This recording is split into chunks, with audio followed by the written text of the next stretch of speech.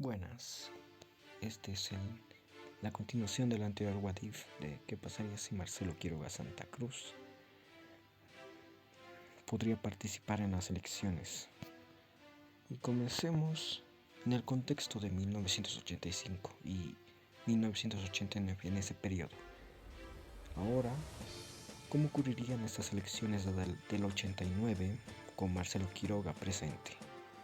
Pues continuemos que ocurriría el llamado acuerdo patriótico entre ADN y MNR, es decir, como ya lo vimos en la anterior vez, la presencia de Marcelo Quiroga Santa Cruz no impediría que Víctor Paz Estenssoro tomara el poder a través de un acuerdo. Por esa razón, Marcelo Quiroga Santa Cruz es el que lidera la oposición. En la realidad normal, la oposición a Víctor Paz no era tan fuerte como debería haber ocurrido. Ya se los diré después, porque por la fragmentación de tantos partidos que había, no existía una oposición verdaderamente fuerte en contra de Víctor Paz. Pero con un Marcelo Quiroga Santa Cruz, esto se podría volver un problema. Una de las razones sería el llamado decreto 21060. Víctor Paz promulgaría este decreto supremo que ya saben lo que ocurrió. Fue el decreto principal de la nueva política económica. Posteriormente, el PC1 también sería un protagonista muy grande en estas nuevas elecciones, en este nuevo periodo del país. Y por esa razón, Marcelo Quiroga Santa Cruz lideraría las protestas en contra del decreto supremo. Víctor Paz Estenssoro, al igual que la realidad, tomaría la decisión de ser más drástico. Probablemente tomaría una mano dura en contra de las protestas, haría toques de queda y demás para que el decreto 21060 se haga respetar, al igual que ocurrió en la vida real.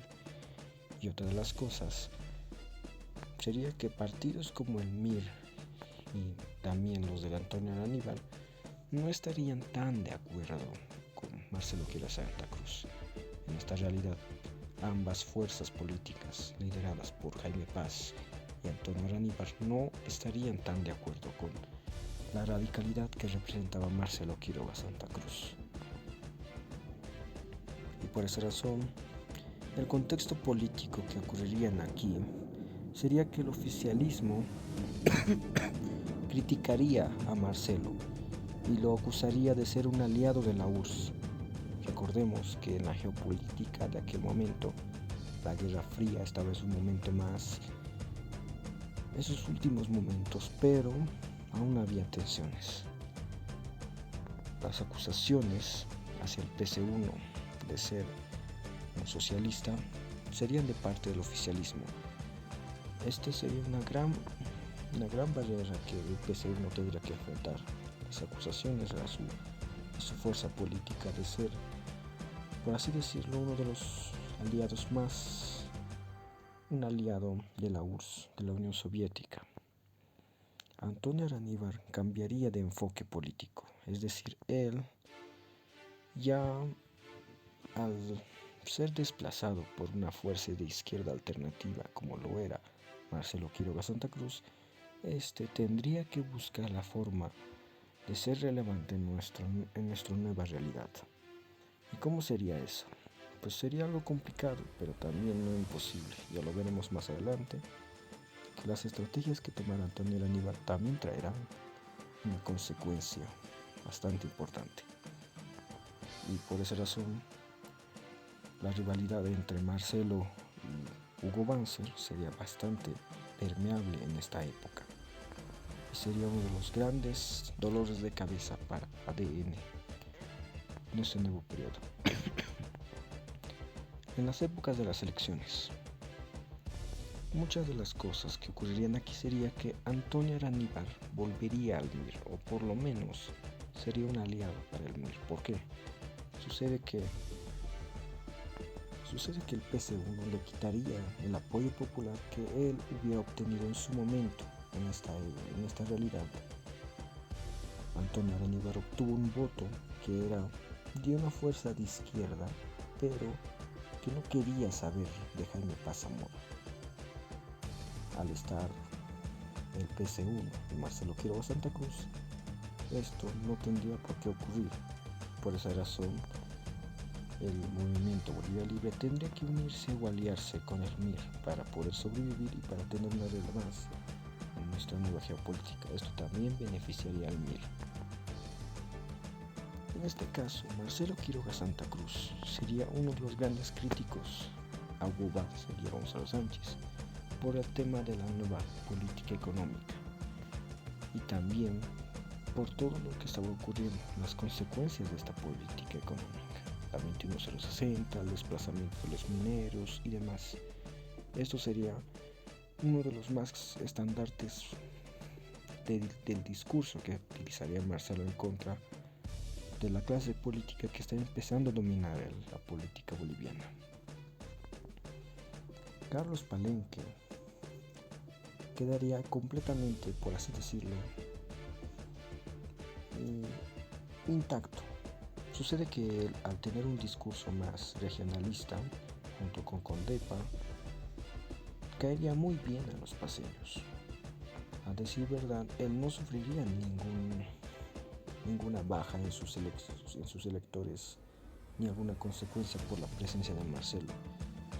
Sus discursos irían más hacia los sectores afectados por la nueva política económica. En el periodo llamado neoliberalismo, él iría en contra de las consecuencias de ese, pero no sería tan radical en contra del gobierno. Por esa razón, los paceños se encantarían bastante con la figura de Carlos Palenque, como realmente ocurrió. Y por esa razón, las alianzas políticas serían importantes en nuestra realidad. El PC1 tendría que innovar en sus alianzas, al darse cuenta que no podría ir por sí solo fácilmente y debido a las constantes acusaciones de ser un aliado de la URSS, tendría que hacer alianzas con los cataristas y otras fuerzas de izquierda. El PC1 podría hacer alianzas con la Fuerza de Liberación Catarista, el Movimiento de Izquierda Nacional, el Movimiento Catarista de Liberación y también la Izquierda Unida. Estas fuerzas apoyarían al PC1, se integrarían al PC1. Y por esa razón ocurriría también otra cosa, que es que el movimiento de Bolivia Libre se integraría al MIR y tendría ciertas condiciones que afectarían a futuro. Y digamos que el tema del acuerdo patriótico que ocurrió después de estas elecciones en la vida real sería un tema que el movimiento de Bolivia Libre tendría mucha relevancia en sus decisiones.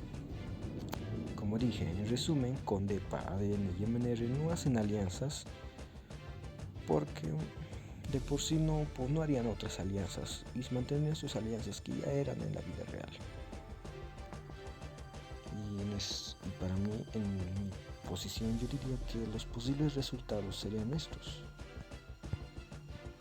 con un ADN que bajaría el poder político, pero que aún mantendría una fuerza importante, con un PC1 que avanzaría en las fuerzas electorales, pasando los 20 puntos, pero que no iría más allá. Perdería esa tendencia de duplicar su poder político debido a las acusaciones que tenía. Y el MIR, que mantendría su apoyo, pero que también sería gracias a Antonio Aníbal. Condepa mantendría su apoyo. El MNR perdería algo de poder, pero seguiría siendo la primera fuerza política. En cuanto al Parlamento, el Parlamento se distribuye de esta forma: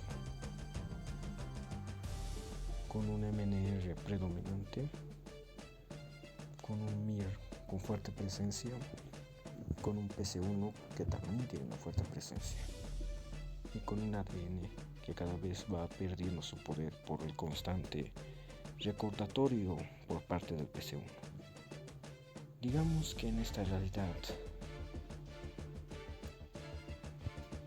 el PC1 jugaría una parte importante, quizás vaya a haber una segunda vuelta parlamentaria entre las tres fuerzas más votadas. Como en la anterior ocasión, probablemente ADN no entre en estas fuerzas. Ya lo veremos en los videos de Gimles. Y por ahora, muchas gracias.